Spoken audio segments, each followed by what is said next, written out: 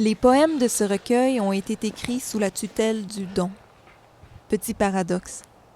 L'amour que je donne est le seul que je possède. Pour les pessimistes, les anxieuses, les météorologiques, 3 clubs dont je fais partie, l'amour tous azimuts est un choix qui exige que je me positionne. J'envoie aux 4 coins du ciel des enchantements dont les destinataires se révèlent dans la lueur rousse des feux d'automne. La map monde s'agrandit, m'enveloppe. Voyez comme ces chemins sont lumineux.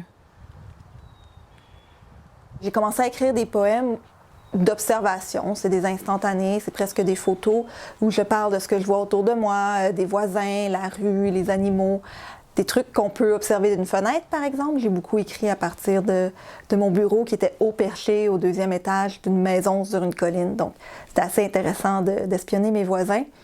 Et c'est parti de là, de cette volonté à la fois de regarder différemment, mais aussi d'essayer de faire coïncider 2 mondes, c'est-à-dire le monde extérieur et le monde intérieur, ce que je vois et ce que je ressens par rapport à ce que je vois. Et ça, je l'ai traduit en utilisant différents types d'enjambements, donc pas nécessairement couper les verres aux endroits les plus naturels, mais pour transmettre cette espèce de choc, cette espèce de résistance entre moi et l'extérieur. Et c'est un peu de là où vient le titre, Exosquelette. Donc cette idée qu'il y a quelque chose autour de moi qui me rend visible au monde ou qui m'en protège, un peu des deux. Et cette chose, c'est la poésie. Est-ce qu'on est né comme ça, de la dynamite dans les tripes, à vouloir passer à travers les murs, bulldozer ou fantôme? Est-ce qu'elle était préméditée, l'explosion qui te rend visible, qui me tait? C'est un livre foncièrement féministe, bien sûr, où je fais une grande place au vécu des femmes et comment est-ce qu'on apprend à devenir femme et comment est-ce qu'on dit comment on est femme aussi, c'est quoi notre accès à la parole ou notre accès à une certaine scène, à une certaine possibilité de raconter ces réalités-là. Mais c'est aussi un recueil très ancré dans le quotidien, dans les événements mineurs de la vie.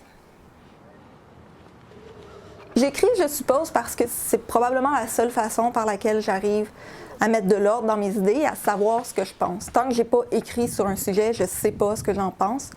Donc, c'est une façon vraiment de me poser et de contrer l'espèce de déroulement du temps. En fait, c'est un temps d'arrêt.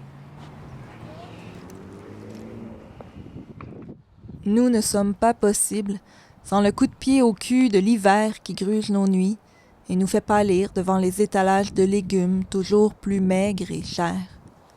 Nous habitons la même planète que les oiseaux du paradis. Au crépuscule, les ratons se battent pour des épluchures. L'inconnu est la même sur les 2 rives du sommeil. Et si nous disions l'espoir en vain?